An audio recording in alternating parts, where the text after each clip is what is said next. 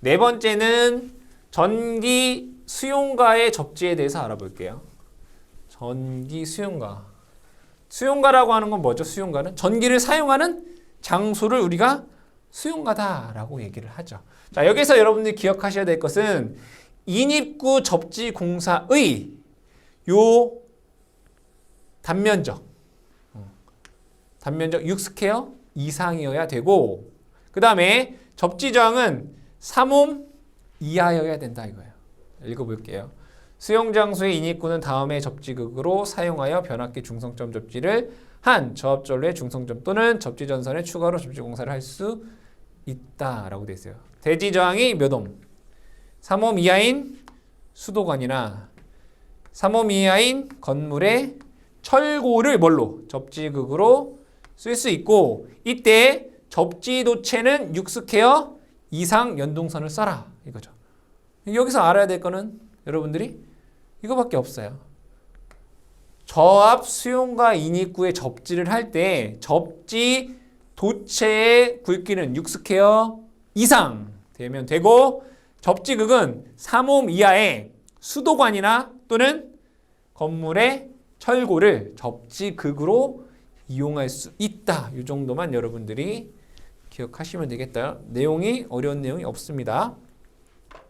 자, 그 다음에 주택 등의 저압 수용 장소를 보겠습니다. 주택 등의 저압 수용 장소의 개통 접지는 TNCS 방식의 경우 보호도체, 여기 보호도체에 대한 내용이라는 얘기예요. 보호도체가 뭔지 우리는 이미 이제 알고 있으니까 보호도체에 대한 내용을 볼게요.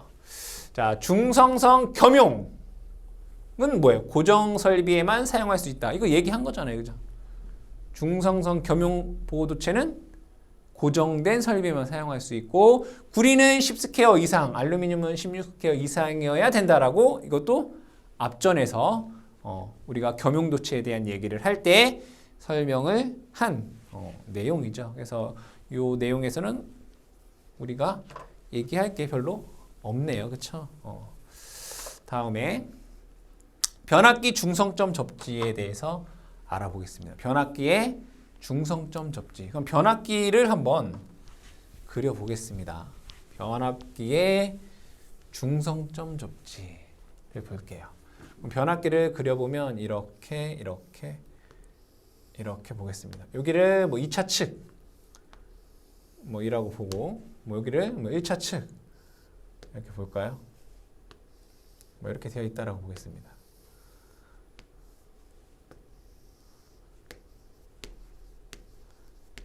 그럼 얘가 하나의 큰 변압기다.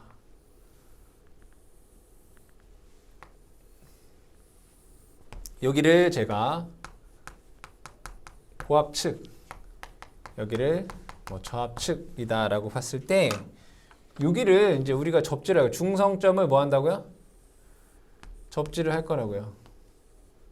그렇죠? 중성점을 접지할 거다. 그럼 얘도 접지하겠죠, 그죠? 이렇게 접지를 하겠죠. 예를 들어 이렇게 접지를 했다라고 쳐요. 여기는 고압측이고 여기는 저압측이다라고 했습니다. 이때 여기의 저항이 이렇게 있을 거란 말이에요. 저항할. 마찬가지로 여기도 저항이 있겠죠, 그죠? 있단 말이에요. 그럼 잘 보면 여기에서 잘 보세요. 얘랑 개별적인 접지를 하게 되면 뭐예요? 단독 접지인 거죠. 근데 얘를 같이 접지하게 하게 되면 뭐예요?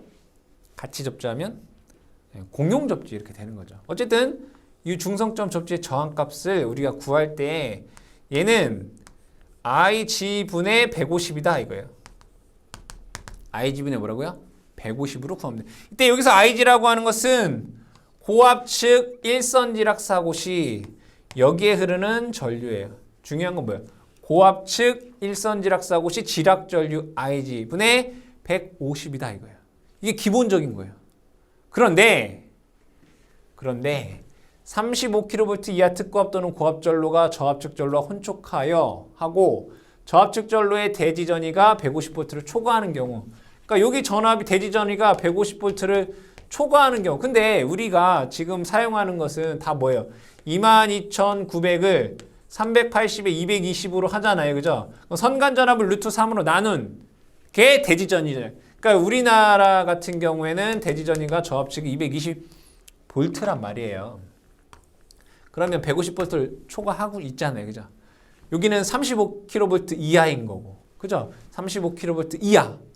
특고압 또는 고압전로의 저압측 전로와 혼촉하고 이렇게 되어 있고, 저압전로의 대지전위가 150을 넘은 경우, 지금 이 경우예요. 그죠? 우리가 사용하고 있는 배전용 변압기, 주상 변압기는 이런 상태라면 그때 이 저항의 값은 R은 IG분의 150이거나 또는 IG분의 300이거나 IG분의 600으로 계산할 수 있다 이런 얘기예요. 그러면 언제 이거냐라고 했을 때 여기에서 지락사고가 발생하면 분명히 뭐가 동작해요? 차단기가 동작한단 말이에요. 왜? 사고가 발생했기 때문에. 그러면 이 사고가 발생을 했는데 이 차단기가 1초 이내에 동작이 되면, 그러니까 빨리 차단되면, 고속 차단되면 이 저항값을 좀 러프하게 할 수 있다고요. IG분의 600으로 계산할 수 있어요. 근데 이 차단기가 1초를 초과하고 2초 이내에 동작을 한다라고 하면 IG분의 300으로 할 수 있어요.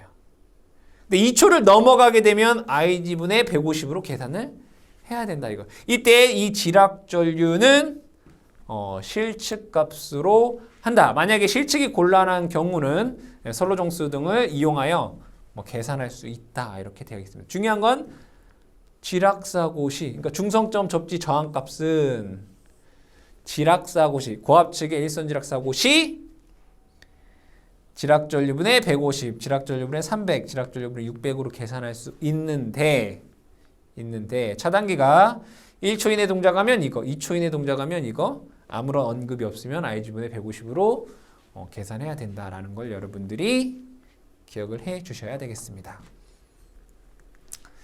다음에 공통접지 및 통합접지라고 되어 있네요. 자, 그럼 여러분들이 먼저 가 부분은 공통접지에 대한 내용이에요. 그렇죠? 공통접지. 공통접지는 뭐죠? 특고압, 고압, 저압이 함께 접지하는 게 공통접지잖아요. 여기에 특고압, 고압, 저압의 접지가 각각 되어 있으면 단독 접지인데 얘를 이렇게 연결한 것, 이걸 우리는 공통 접지다라고 해요. 이때 어떠한 걸 지켜야 되느냐라고 한번 읽어볼게요. 저압 전기 설비의 접지극이 고압 및 특고압 접지극 접지정 형성에 완전히 포함되어 있을 때 이거는 특고압 및 고압의 접지정이 이렇게 되어 있으면 얘에 의한 지락 전류가 흐르면 예를 들어 이렇게 이만큼의 영향을 준다라고 볼게요. 근데 얘는 특고라고 쓸게요. 근데 여기에 저압 접지가 이렇게 있어요. 저압 접지가 얘가 이렇게 되어 있는데 얘의 영향은 만약 이렇게 되어 있다고 볼게요. 그러면 이 특고라고 하는 접지에 대한 이렇게 형성된 게 이 저압을 다 완전히 이렇게 포함되고 있잖아요. 그죠? 그쵸? 그랬을 때 얘 두 개를 뭐 하라는 얘기예요? 연결하라 이거예요. 연결하라. 왜냐하면 위험 전압 발생을 방지하기 위해서 얘를 연결하여라 이런 얘기입니다. 그리고 고압 특고압 계통의 지락이 발생했을 때 저압에 가해지는 과전압은 여기 지락이 발생했어요. 지락이. 그럼 여기 지락 전류가 이렇게 흐르겠네요. 그죠? 그럼 이 지락 전류가 여기도 이렇게 흐를 거 아니에요. 그쵸? 흐른단 말이에요. 그럼 여기에는 전압이 뭐 한다고요? 상승한다고요. 이때 이 전압이 상승할 때, 그쵸? 다음에 표의 값을 초과하면 안 된다 이거예요. 지락 고장 시간이 5초를 넘어가면 얘 전압이 선간 전압의 250 넘어가면 안 된다. 이거를 또 회로로 그려보겠습니다. 여기는 고압이에요. 여기는 저압이에요.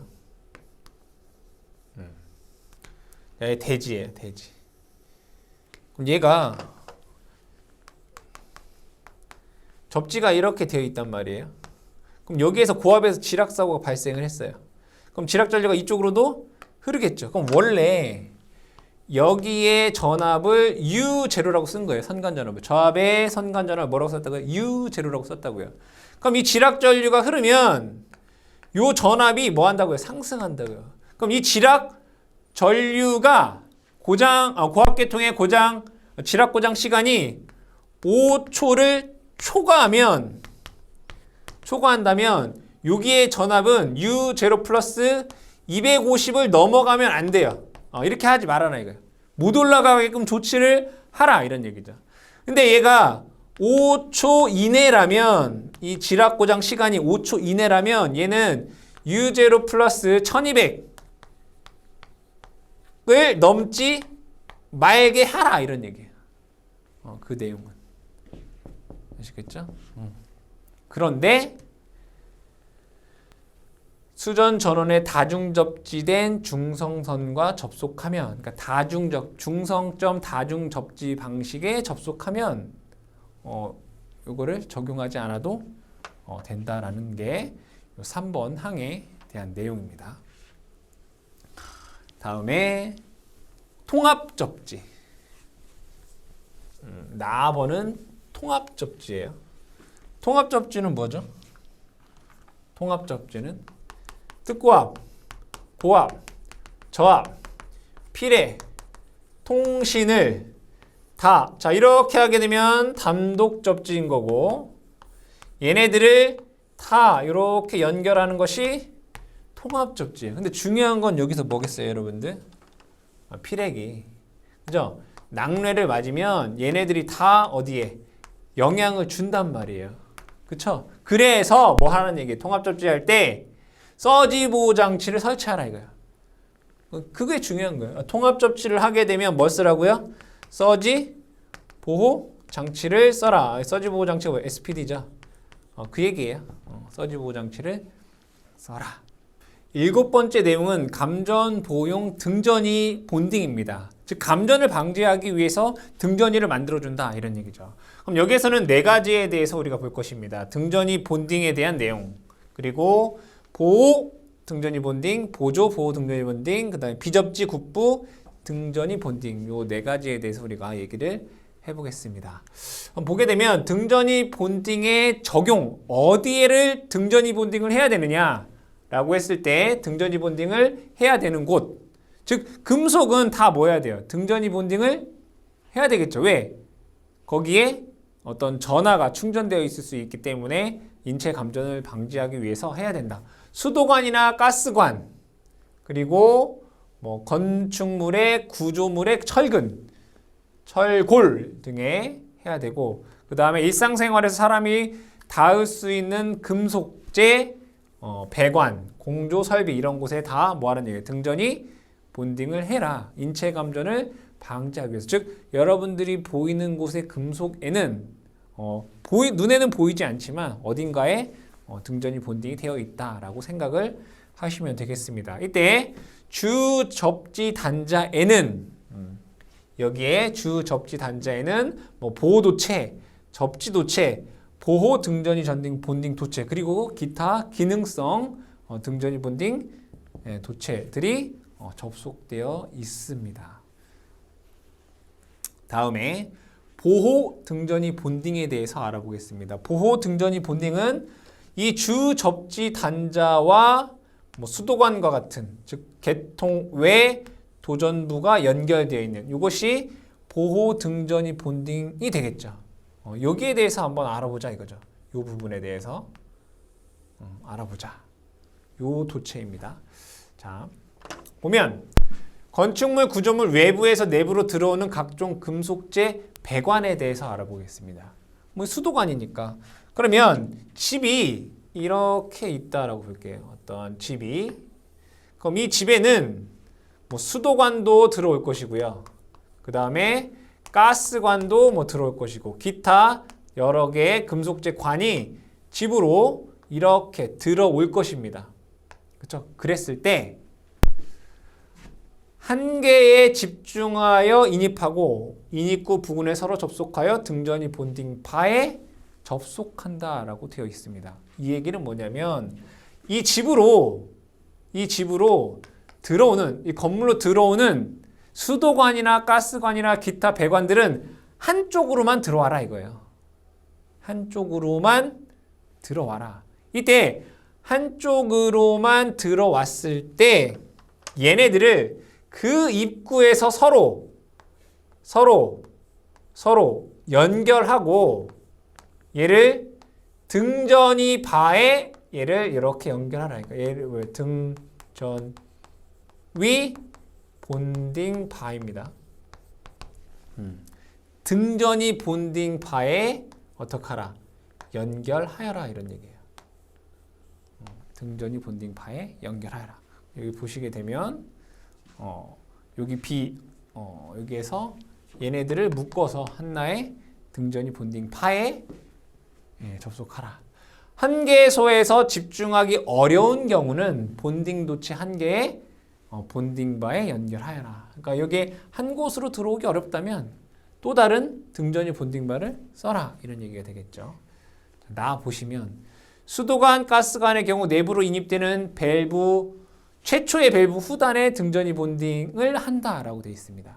그럼 밸브가 있다면 수도관이 이렇게 있는데 밸브가 이렇게 있다면 이 등전이 접속은 여기에서 외부에서 이렇게 들어왔을 때 여기에 밸브가 있다면 밸브 후단에 등전이 본딩 접속을 하여라 이런 얘기입니다.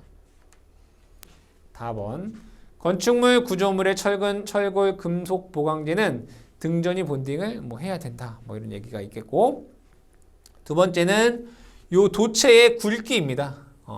보호 등전이 본딩 도체의 굵기에 대해서 보겠습니다. 설비 내에 있는 가장 큰 보호 접지 도체 단면적의 2분의 1 이상일 것. 뭐라고 되어 있어요, 여기에? 접지 도체 단면적의 2분의 1 이상. 그러니까 여기 여러 개의 접지 도체가 있겠죠. 여기도 있을 거고 다른 곳에도 있을 거고 이 접지 도체 중 제일 큰 굵기의 2분의 1 이상이어야 되고 구리의 경우에는 6스퀘어 이상 돼야 되면 최소.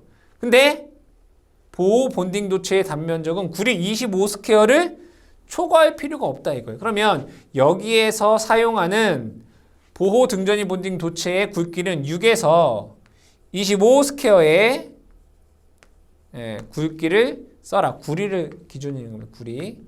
6스퀘어에 25스퀘어에 사용을 하고 접지 도체 중 가장 굵은 도체의 2분의 1 이상. 그죠? 가장 굵은 접지 도체의 2분의 1 이상 되어야 된다. 라는 내용입니다. 알루미늄은 16스퀘어 이상이 되어야 되고 강철은 50스퀘어 이상이어야 된다라는 것도 여러분들이 아셔야 되지만 구리를 많이 사용하기 때문에 구리 6스퀘어 이상 25스퀘어 사이에서 사용이 되고 가장 굵은 접지 도체의 2분의 1 이상이 되어야 된다라는 것이 이제 보호 도체, 즉 보호 등전이 본딩 도체의 굵기에 대한 내용이 되겠습니다. 자, 그 다음에 보호 등전이 본딩이라고 되어 있어요. 그럼 보조는 여기 뭐예요? 보호 등전이 본딩 도체. 이게 이제 보호 등전이 본딩 도체. 이 부분에 대해서 이번에는 얘기를 해보자 이거죠. 이 부분. 뭐예요? 얘는 전기를 사용하는 설비의 외함과 철근 또는 여러 가지 철근과 연결하는 등전이를 만들기 위한 게 보호 등전이 본딩 도체가 되겠죠. 자, 이때 여기 있는 표가 조금 보기 어렵기 때문에 제가 조금 변경을 했습니다. 전원 자동 차단에 의해 감전 보호 방식에서 고장 시 자동 차단이 계통별 최대 차단 시간을 초과하는 경우 이렇게 되어 있네요.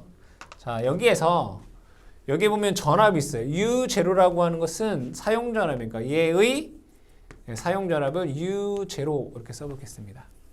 이때 우리가 가장 많이 사용하고 있는 건 220V니까 얘 볼까요? 여기에서 자, 얘가 만약에 TN 계통 교류다라고 보겠습니다.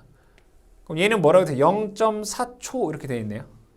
그러면 만약에 여기에서 이러한 사고가 발생했을 때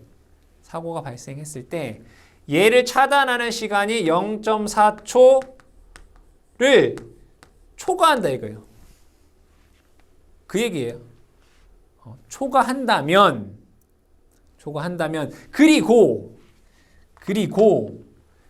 여기서부터 여기까지의 거리가 2.5m 이내라면 이 보조 보호 등전이 본딩을 해야 한다 이거예요. 그러니까 두 개가 만족해야 되는 겁니다. 왜냐하면 여기 볼게요. 이런 그림이 있죠. 여기 뭐라고 되어 있냐면 이런 규제. 가항을 초과하고 2.5m 이내에 설치된 고정기계의 노출 도전부와 개통의 도전부는 보조 보호 등전이 본딩을 해야 된다 이런 얘기예요. 2.5m라고 하는 것은 우리가 접촉 범위를 의미하면 사람이 팔을 뻗었을 때 무의식정에 닿을 수 있는 범위가 우리가 2.5m로 보고 있습니다. 그래서 여기에 얘네들을 초과하고 이러한 지락사고가 발생했을 때 0.4초를 초과하고 이 두 개 간의 거리가 2.5m 이내라면 보조 보호 등전이 본딩을 해야 한다 이런 얘기입니다. 그럼 여기 있는 시간은 여러분들이 암기를 하셔야 되겠죠, 그렇죠? 문제에 나오기 아주 쉬운 내용이 있는데 그냥 눈으로 한번 TN 계통의 교류는 전압에 따라서 0.8, 0.4, 0.2 반 되겠네 반. TT 계통은 0.3, 0.2, 7, 0.4, 0.4 그죠? 직류는 이렇게 된다라고 여러분들이 기억을 해주시면 되고 여기에서 TN 계통에서는 표의 경우를 제외하고 여기서 표의 경우를 제외한다라고 하는 건 뭘까요? 50V 안 되는 거. 50V 이하는 5초를 초과할 경우에 설치하라는 얘기고 TT 계통은 1초를 초과할 경우에 설치해야 된다 이런 얘기가 됩니다. 그 다음에 만약 다만 보호 등전이 본딩의 유효성에 관해서 의문이 생긴다면 그러니까 요거를 설치했는데 별 의미가 없다라고 판단이 되면 요 조건을 만족하는지를 확인해 봐라 이런 얘기예요. 그 얘기는 뭐냐라고 봤을 때 만약에 여기에서 지락이 발생했을 때 여기에 IA라고 하는 전류가 흐른다라고 볼게요. 얘를 설치해서. 근데 여기에는 뭐가 있어요? 저항이 있겠죠. 저항.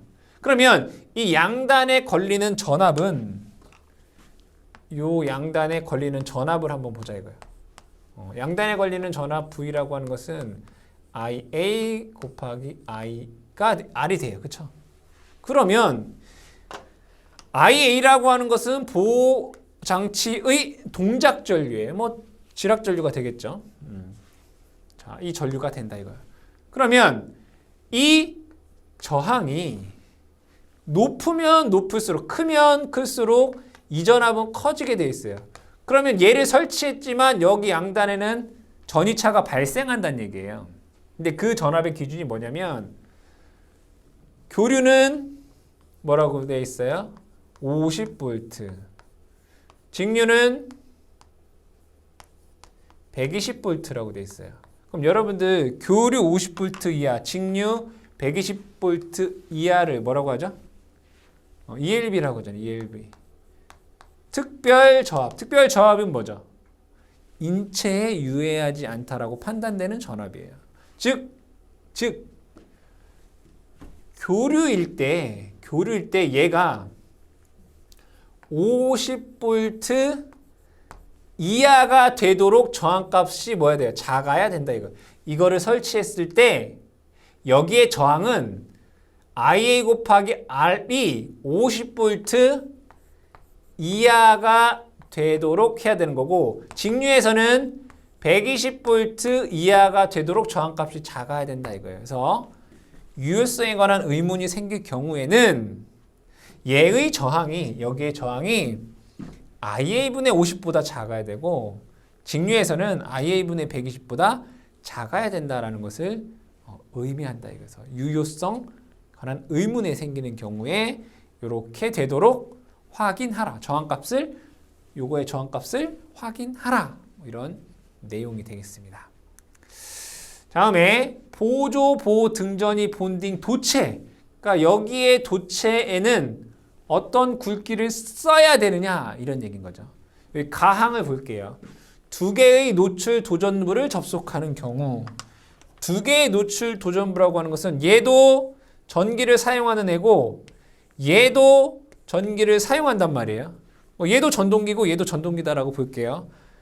얘네 둘이 연결되는 보조, 보호, 등전이, 본딩의 경우 자 여기에 주, 접지, 단자가 있고 얘도 보호도체선이 있을 거고요. 얘도 보호도체선이 있을 거란 말이에요. 그렇죠? 이렇게 있겠죠. 얘도 보호도체, 얘도 보호도체가 주, 접지, 단자에 연결되어 있을 거면 그때 얘의 도전성은 보호도체의 도전성보다 커야 된다. 둘 중 얘의 도전율도 있고 얘의 도전율도 있을 거 아니에요. 그러니까 둘 중에 작은 도전율보다 그죠? 노출 도전부에 접속된 더 작은 보호도체의 도전성보다 커야 된다 이거예요. 두 개 중에 더 작은 도전성을 갖는 것보다 얘의 도전율은 더 커야 된다 이런 얘기예요. 그리고 나번은 여기에는 예를 들어 철근이라고 볼게요. 얘는 계통의 도전부예요. 얘가 두 개 이렇게 연결되어 있는 이 부분에 대한 노출 도전부를 계통 외 도전부에 접속하는 경우 요 경우 철근과 전기를 사용하는 곳에 연결되어 있는 등전이 본딩의 경우는 얘와 얘가 면적이 똑같다라고 할 때 도전율이 이것에 2분의 1 이상 되어야 된다 이런 얘기입니다. 다번의 내용은 케이블의 일부가 아닌 경우 이거는 우리가 앞전에서 케이블이 이렇게 있는데 L1, L2, L3, N 그리고 P 이렇게 되어 있는 거잖아요. 그렇죠? 그러니까 보조, 보호, 등전이, 본딩, 도체가 케이블과 별도로 되어 있을 경우에는 알루미늄은 무조건 16스퀘어 이상으로 하라는 얘기고 기계적 보호가 될 경우는 구리 2.5 보호가 되지 않으면 4.0 이상의 굵기로 하라 이런 얘기가 되겠습니다. 이게 보조, 보호, 등전이, 본딩, 도체에 대한 내용입니다. 다음에 비접지 국부 등전이 본딩에 대해서 보겠습니다. 여기에서는 비접지라고 되어 있어요. 접지가 안 되어 있다. 그러니까 얘도 접지가 안 되어 있고 얘도 전동기이고 얘도 전동기예요. 전기를 사용하는 설비라고요. 그랬을 때 얘네들이 접지가 둘 다 안 되어 있다 이런 얘기예요. 그러니까 뭐예요? 비접지가 되어 있을 때 두 개의 거리가 2.5m 이하면 두 개를 뭐 하라는 얘기예요? 등전이 본딩하라. 왜냐하면 두 양쪽이 사람이 닿았을 때 두 개 간의 전이차에 의해서 사람의 감전이 유발될 수 있기 때문에 얘네들의 거리가 2.5m가 되고 비접지일 때 두 개를 서로 등전이 본딩해라. 이게 비접지 국부 등전이 본딩이에요. 그리고 여기에서 얘도 금속이고 얘는 전기를 사용하는 설비예요. 그러니까 이 전기 사용하는 설비를 금속체가 받치고 있다, 지지하고 있다 이거예요. 그랬을 때 얘가 비접지일 경우에 얘와 얘를 서로 등전이를 하라. 마찬가지로 얘와 얘 간의 전이차에 의해 감전이 발생할 수 있기 때문에 두 개를 접지하라라고 하는 것이 비접지 국부 등전이 본딩 도체이다. 자, 전기 설비 또는 계통의 도전부를 통해 대지에 접촉하지 않아야 된다. 뭐 절연이 되어 있잖아요, 그죠? 이때 두 개를 서로 등전이 본딩하라라는 것이 비접지 국부 등전이 본딩에 대한 내용이 되겠습니다.